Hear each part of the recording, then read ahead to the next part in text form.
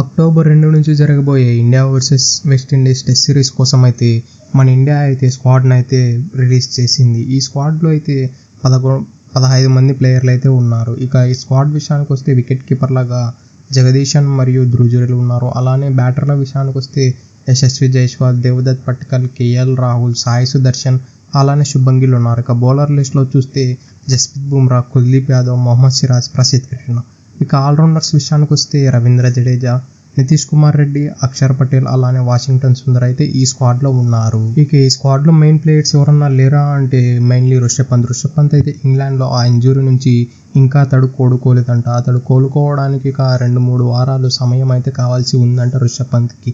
కాబట్టి ఈ టెస్ట్ సిరీస్కి అయితే అతన్ని పిక్ చేయలేదు. మోస్ట్ ఆఫ్ ద టైం అయితే అతన్ని పిక్ చేస్తారు అని అనుకున్నారు, కానీ అతడికి ఇంకా రెస్ట్ కావాలనేది పిక్ చేయలేదు. ఈ సిరీస్లో mainly talk of the town ఏమన్నా ఉందా అంటే శుభ్మన్ గిల్కి ఈ సిరీస్ నుంచి రెస్ట్ ఇస్తాము అని చాలా వరకు రూమర్లు అయితే వచ్చాయి. ఎందుకంటే అతడు ఏషియా కప్, ఇంగ్లాండ్ సిరీస్ తర్వాత ఏషియా కప్ ఆడాడు. ఆ తర్వాత ఇప్పుడు వెస్టిండీస్ సిరీస్ ఆడినట్లయితే అతడికి చాలా రిస్క్ అవుతుంది. ఎందుకంటే ఆ తర్వాత ఓడే సిరీస్ అగైన్స్ట్ ఆస్ట్రేలియా, అది కూడా ఆస్ట్రేలియాలో ఆడబోతున్నారు. దీనికైతే శుభ్మన్ గిల్ యాజ్ ఏ ఓపెనర్గా అయితే చాలా ఇంపార్టెంట్ ఇండియన్ టీంకి. కాబట్టి అతనికి రెస్ట్ ఇస్తామని వార్తలు వచ్చాయి. అలానే అఫీషియల్స్గా ఎన్నో వార్తలు వచ్చిన తర్వాత కూడా ఇది ఇవ్వడం అయితే కొంచెం షాకింగ్ న్యూస్గా కనిపిస్తుంది. అలానే ఆ తర్వాత చూస్తే మెయిన్లీ కరుణ్ నాయర్ అయితే డొమెస్టిక్ సర్క్యూట్లో అంత కృషి చేసిన తర్వాత కూడా అతనికి కేవలం ఒక సిరీస్లో ఐ థింక్ 4 మ్యాచెస్లో ఇచ్చి 8 ఇన్నింగ్స్లలో, అది కూడా 7 ఇన్నింగ్స్లో మాత్రమే అవకాశాలు వచ్చాయి.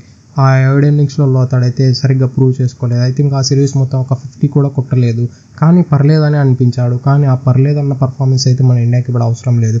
ఎందుకంటే డొమెస్టిక్ క్రికెట్లో టన్స్ ఆఫ్ రన్స్ కొడుతూ దేవదత్ పట్టికల్ లాంటి యంగ్ టాలెంటెడ్ ప్లేయర్ అయితే వెనకాల వేచి చూస్తున్నాడు. డెఫినెట్లీ అతనికైతే ఛాన్స్ ఇచ్చే అవకాశాలు చాలా ఎక్కువగా ఉన్నాయి. ఇది కాదనగా అతడు ఆస్ట్రేలియా లాంటి టఫెస్ట్ పిచ్చెస్లో ఇండియా తరపున అయితే రీసెంట్గా అతడు 2 ఇన్నింగ్స్లో ఒక సెంచరీలు కొట్టి చూపించాడు. కాబట్టి అతన్నే డెఫినెట్లీ తీసుకోవాల్సి ఉంది, తీసుకున్నారు కూడా. ఇక main talk of the town విషయానికి వస్తే శ్రేయస్ అయ్యర్. Where is Shreyas Iyer? అసలు శ్రేయస్ అయ్యర్ని ఈ స్క్వాడ్లో ఎందుకు పిక్ చేయాలంటే శ్రేయస్ అయ్యర్కి ఒక చిన్న ఇంజురీ ఉందంట. అది బ్యాక్ సర్జరీ అతడు చేయించుకున్నాడంట. అది దాదాపు 6 నెలల పాటు రెస్ట్ కావాలని రికవర్ పీరియడ్ కోసం అతడైతే బీసీసీఐకి ఒక లేఖ రాశాడంట. నేను రెడ్ బాల్ క్రికెట్కు దూరంగా ఉంటాను, అలానే వైట్ బాల్ క్రికెట్కి అయితే నేను డెఫినెట్లీ అందుబాటులో ఉంటానని ఒక లేఖ రాసి బీసీసీఐకి పంపాడంట. కాబట్టి దాన్ని దృష్టిలో పెట్టుకొని బీసీసీఐ అయితే ఈ టెస్ట్ సిరీస్ కోసం అయితే శ్రేయస్ అయ్యర్ని పిక్ చేయలేదు. లేదంటే అతన్ని పిక్ చేస్తారని చాలా వరకు రూమర్స్ వచ్చాయి మొన్న వరకు కూడా. ఇక ప్రాబబుల్ ప్లేయింగ్ 11 విషయానికి వస్తే ఈ స్క్వాడ్ని మొత్తం బేస్ చేసుకొని చెప్పినట్లయితే ఈ స్క్వాడ్లో చూసినట్లయితే అంత ప్రాబబుల్గా సెటిల్ అయ్యే అవకాశాలు ఉన్నాయి. కానీ నెంబర్ 5 స్పాట్ కోసం అయితే ఏ ప్రాపర్ ప్లేయర్ని అయితే సెలెక్ట్ చేయలేదు. కాబట్టి దీనికోసం అయితే చాలా కాంబినేషన్స్ ట్రై చేయొచ్చు. నాకు తెలిసినంత వరకు ఫస్ట్ ఒక కాంబినేషన్ అయితే నేను చెబుతా విను.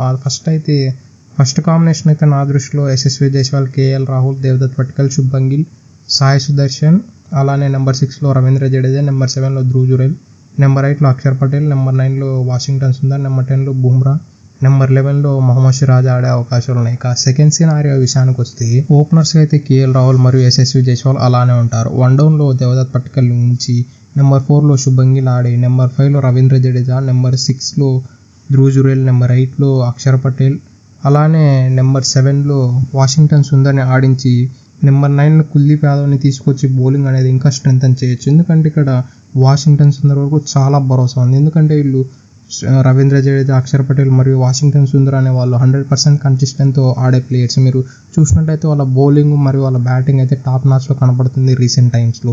ఈవెన్ అక్షర్ పటేల్లో వైట్ బాల్ క్రికెట్లో కూడా అంతే మంచి ఫామ్లో చూపిస్తున్నాడు. ఇక వాషింగ్టన్ సుందర్ అయితే ఇంగ్లాండ్ సిరీస్లో ఎంత మంచి బ్యాటింగ్ చేశాడో నేను ప్రత్యేకంగా చెప్పనక్కర్లేదు.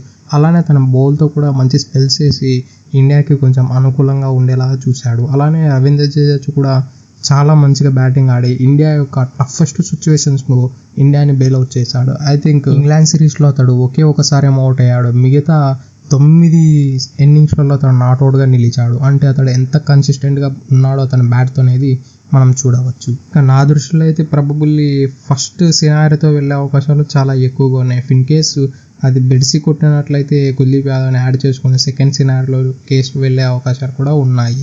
ఎందుకంటే వీళ్ళు మాత్రం బ్యాటర్స్ ఉన్నారు, అలానే ఆల్రౌండర్స్ ఉన్నారు.